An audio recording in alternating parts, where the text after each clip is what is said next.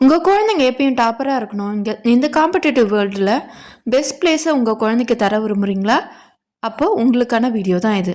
Extra ஒரு ஸ்கில்லை வளர்க்குறதுனால அவங்க எல்லாருக்கும் முன்னாடியும் டாப்பராக இருப்பாங்க, பெஸ்ட்டாக பர்ஃபார்ம் பண்ணுவாங்க.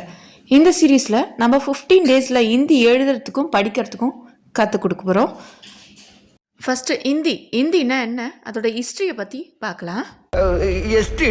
வரலாறு தானே. ஹிந்தி சான்ஸ்கிரிட், அதாவது சமஸ்கிருத மொழியிலிருந்து உருவானது. ஹிந்தியில் 5 சப் லாங்குவேஜஸ் இருக்குது. 15க்கு மேலே போலி பாஷா, அதாவது பேச்சு மொழியும் இருக்குது அப்படின்னு சொல்கிறாங்க. ஹிந்தி 1949 செப்டம்பர் 14 இந்தி கான்ஸ்டியூஷனில் ஏற்றுக்கொள்ளறதுனால அந்த நாளை இந்தி திவஸ் அப்படின்னு சொல்லிட்டு கொண்டாடுறாங்க. இந்தியோட ஏஜ் அப்படின்னா 800 வருஷம் அப்படின்னு சொல்லப்படுது. ஹிந்தியில் ரொம்ப ஃபேமஸானவங்க அப்படின்னா கபீர்தாஸ், ரஹீம், துளசிதாஸ், பிரேம்சந்த், ராம்தாரி தினகர், நிறைய பேர் இருக்காங்க. உங்களுக்கு யாராவது தெரிஞ்சவங்க இருந்தாங்கன்னா கமெண்ட்டில் சொல்லுங்கள்.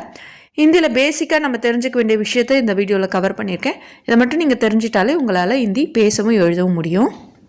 தமிழில் உயிரெழுத்துக்கள் நம்ம பார்த்துருப்போம், அதே தான் ஹிந்திலையும். ஹிந்தியில் ஸ்லைட்டாக டிஃப்ரெண்ட் இருக்குது. அதை ஸ்வர் அப்படின்னு சொல்லுவாங்க. வெஞ்சன் அப்படின்றது மெய் எழுத்து. உங்களுக்கு மொத்தமாக 52 எழுத்து மெயினாக இருக்குது.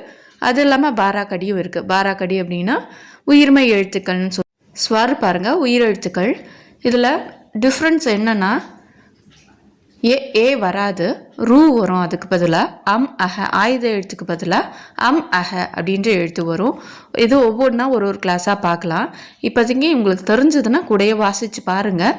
இல்லை தெரியல அப்படின்னா ஒவ்வொரு நாளும் உயிரெழுத்துக்கள் ஒரு கிளாஸு நம்ம தனித்தனியாக பார்க்கலாம். வெஞ்சன் பாருங்கள், காவரிசை, சாவரிசை, டாவரிசை, தாவரிசை, பாவரிசைன்னு காலையே 4கா, 4சா, 4டா, 4தா, 4பா அப்படின்னு சொல்லிட்டு இருக்குது. ஒன்றா நம்ம தனித்தனியாக பார்க்கலாம். சரிங்களா? இதில் ஸ்லைட்டட் நம்ம பேசுகிற போது தான் டிஃப்ரென்ஸ் வரும், மற்றபடி எழுத்து டிஃப்ரெண்ட் ஆகும். மற்றபடி ஈஸியாக தான் இருக்கும். டாவே 4 டா இருக்கும்.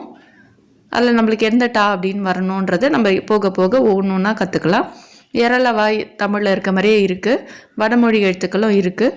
கூட்டு எழுத்துக்கள் மொத்தம் 4 தான் இருக்குது. கூட்டு எழுத்துக்கள். கான்சனன்ட், ஆஃப் கான்சனன்ட் சொல்லுவோம் இல்லையா, அதாவது மெய் எழுத்துக்கள் புள்ளி வச்சு எழுதுவோம் இல்லையா, அதில் இது வெஞ்சனில் கீழே ஒரு கோடு போட்டாலோ இல்லை அந்த எழுத்தை பாதியாக எழுதினாலோ அதை நம்ம புள்ளி எழுத்தை கன்சிடர் பண்ணணும். அதாவது நம்ம காங்காச்சானால இங்கு எழுதுவோம். இங்கு எப்படி எழுதுவோம், மேலே புள்ளி வச்சு எழுதுவோம். ஆனால் இதில் கீழே கோடு போடணும். ஒரு எழுத்தை பிரிக்க முடியாது, ஒரு எழுத்தை பிரிக்கலான்னா பாதி எழுத்தாக எழுதுனா அது மெய் எழுத்து அப்படின்னு அர்த்தம் ஹிந்தியில். சரியா? ஒன்றுன்னா நம்ம பார்க்கலாம். அடுத்தது நம்ம தெரிஞ்சுக்க வேண்டியது என்னென்னா மாத்திரானா ஆவோடைய மாத்திரா எவ்வளோ, ஈயோட மாத்திரா எவ்வளோ அப்படின்னு சொல்லிட்டு தெரிஞ்சுக்கும் போது தான் நம்ம என்ன பண்ண முடியும், பாராக்கடியை எழுத முடியும். பாராக்கடின்னு என்ன, உயிர்மை எழுத்து. இப்போ தமிழில் இக்கு கூட்டல் ஆ கா அப்படின்னு வருது இல்லையா, அதே மாதிரி தான் இக்கு கூட்டல் ஆ கா அப்படின்னு வரும். அதே மாதிரி தான் நம்மளுக்கு இதில் கூட்டல் கா அஹ அப்படின்றது வரும். இதை மட்டுமே தெரிஞ்சுக்கிட்டாலே உங்களால் எழுத்துக்கூட்டி ஹிந்தியாக படிச்சிட முடியும். போக போக ப்ராக்டிஸ் பண்ணோன்னா 15 டேஸில் நம்ம ஈஸியாகவே படிச்சிடலாம். இது இல்லாமல் அனுஸ்வர், அனுநாசிக் அப்படின்ற 2 டாப்பிக்கை நீங்கள் தெரிஞ்சுக்கணும். அனுஸ்வர்னால் புள்ளி வச்சா, ஒரு எழுத்துக்கு மேலே புள்ளி வச்சா எப்படி வாசிக்கணும், இல்லை சந்திரபிந்து போட்டிருந்தா மேலே சந்திரபிந்து போட்டால் எப்படி வாசிக்கணும்னு தெரிஞ்சாலே போதும், உங்களால் ஹிந்தி ஈஸியாக வாசிக்க முடியும். ஒவ்வொரு நாளும் இது மாதிரி ஹோம்ஒர்க் கொடுப்பேன், நீங்கள் நோட்டில் வச்சு எழுதுகிற மாதிரி இருக்கும். சரியா? இந்த 15 டேஸ் சீரீஸ் உங்களுக்கு தேவைப்படுது அப்படின்னா எனக்கு கமெண்டில் சொல்லுங்கள். ஆன்லைன் கிளாஸ் அவைலபிள் இருக்குது. தேவைப்படுறவங்க நம்பருக்கு கால் பண்ணுங்கள். தன்யவாத்.